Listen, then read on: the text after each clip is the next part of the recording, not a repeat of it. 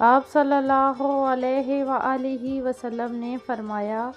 جس شخص میں یہ 3 باتیں ہوں گی وہ ایمان کا مزہ پا لے گا۔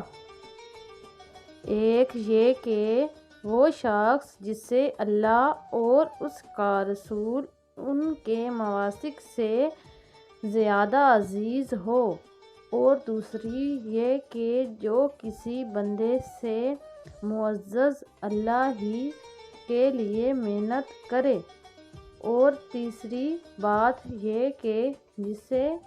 اللہ نے کفر سے نجات دی ہو،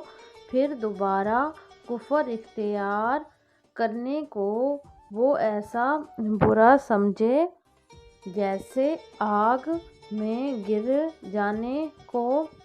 برا جانا جاتا ہے۔